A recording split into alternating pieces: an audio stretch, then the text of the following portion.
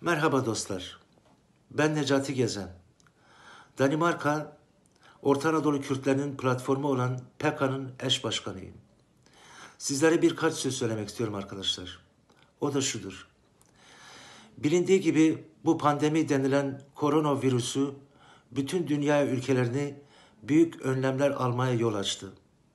Ama görünüyor ki ülkemizde, Türkiye'de ve Kürdistan'da hiç de öyle önemsenecek bir durum teşkil etmiyor.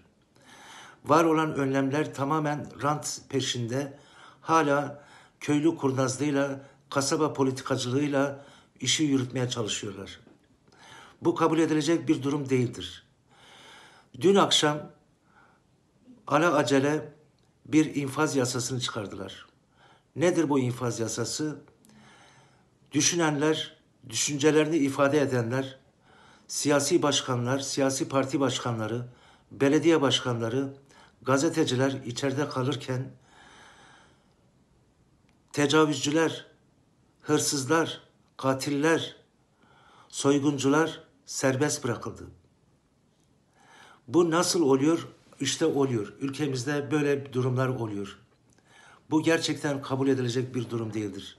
Bütün dostları, bütün arkadaşları bu konuda duyarlı olmaya çağırıyoruz. Bir konu daha var ki o da biz Kürtler için çok çok önemli bir konudur arkadaşlar. O da şudur. Bilindiği gibi biz Kürtlerin nerede olursak olalım, nerede yaşıyor olursak olalım gene de devletsiziz. Devletsiz olduğumuz için de halkımız kendi ülkesinde sahipsiz bir durumdadır. Bundan dolayı biz duyarlı olan insanlarımız bu konuya el atmak istiyoruz. Nedir bu? Hevyasor ve Kürt kurumlarının eşliğinde, öncülüğünde bir kampanya başlatıldı. O da Kardeş Aile Kampanyası. Nedir bu Kardeş Aile Kampanyası? Gücü yetenler, durumlarının yerinde olanlar, ekonomik gücü olanlar Türkiye'de ve Kürdistan'da birer kardeş aile edinecekler. Bu süreç 3 aylık bir süreçtir. Çünkü yapmamız gerekiyor arkadaşlar. Devlet insanlarımızın üzerine gittikçe gidiyor ve hiçbir şekilde yardım etmiyor.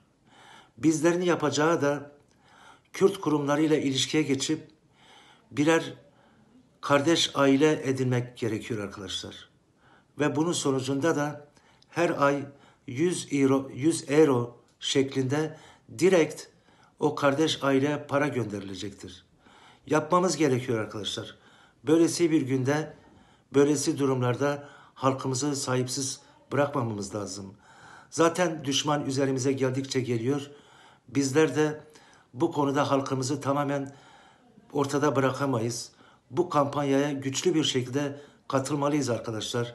Herkes, gücü yetenler birer aile edinip 100'er euro aylık göndermeliler arkadaşlar.